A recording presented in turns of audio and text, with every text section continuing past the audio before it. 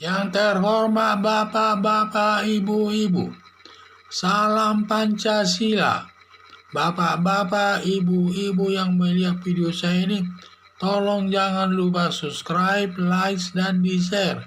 Sifatnya gratis. Pada hari Sabtu tanggal 7 Agustus 2021 ini, saya akan mengomentari kasus pembunuhan Nasaruddin Zulkarnain akan dibuka polisi dengan terdakwa Susilo Bambang Yudhoyono. Antasari Ashar selaku mantan ketua Komisi Pemberantasan Korupsi dituduh melakukan pembunuhan Nasaruddin Zulkarnain dan hakim menjatuhkan hukuman kalau tidak salah 8 tahun. Antasari merasa tidak membunuh Nasaruddin Zulkarnain. Semua itu hasil rekayasa Susilo Bambang Yudhoyono sebab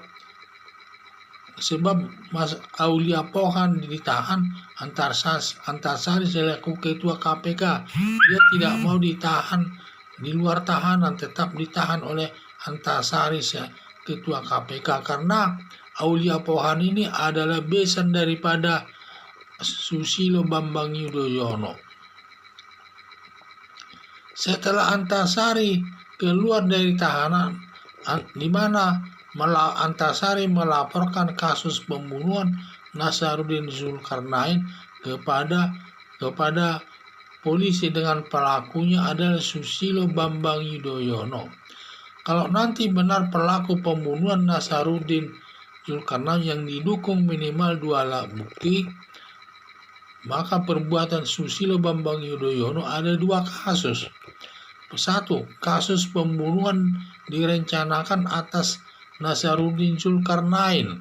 Perbuatan Susilo Bambang Yudhoyono sangat biadab, hanya ingin menuduh Antasari melakukan membunuh Nasaruddin Zulkarnain tersebut. Ini melanggar pasal 340 KUHP yang ancaman hukumannya yaitu hukuman mati, seumur hidup, dan hukuman badan maksimal 20 tahun. Salah satu daripada ancaman hukuman itu dapat nanti diterapkan kepada Susilo Bambang Yudhoyono. Jadi saya lihat di perkara tersebut. Jadi kasus pembunuhan direncanakan atas Nasaruddin. Jadi satu perkara kasus pembunuhan yang direncanakan atas Nasaruddin Zulkarnain atas perbuatan Susilo Bambang Yudhoyono. Perbuatan Susilo Bambang Yudhoyono sangat biadab, hanya ingin menuduh Antasari pelakunya sampai dibunuh Nasaruddin Zulkarnain, melanggar pasal 340 KUHP yang ancaman hukumannya itu hukuman mati, seumur hidup, dan hukuman badan maksimal 20 tahun. Salah satu daripada ancaman hukuman tersebut dapat diterapkan kepada Susilo Bambang Yudhoyono kalau perbuatannya nanti terbukti di persidangan. Baru kasus kedua adalah menuduh Antasari membunuh Nasaruddin Zulkarnain yang tidak dilakukannya. Atas tuduhan kepada Susilo Bambang Yudhoyono, di mana Susilo Bambang Yudhoyono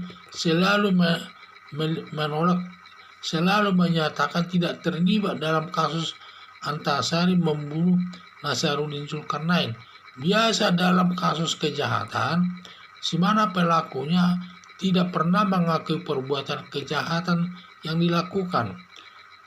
Jadi, walaupun Susilo Bambang Yudhoyono membantah atas kasus Antasari yang terlibat, yang penting, jadi walaupun Susilo Bambang Yudhoyono membantah kasus Antasari tidak terlibat dalam masalah tersebut, yang penting hasil pemeriksaan polisi.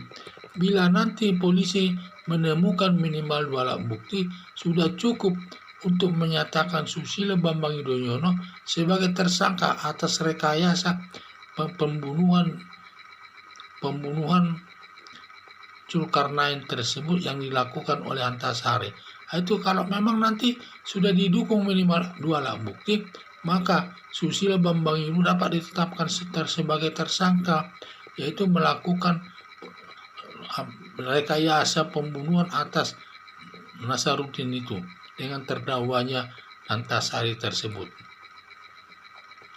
Tindakan Antasari menurut Susilo Bambang Antasari menuntut Susilo Bambang Yudhoyono atas rekayasa perkara Antasari suatu hal yang wajar. Siapapun orang yang diperlakukan seperti Antasari pasti menuntut juga kasusnya ke pengadilan seperti yang dilakukan oleh Antasari tersebut.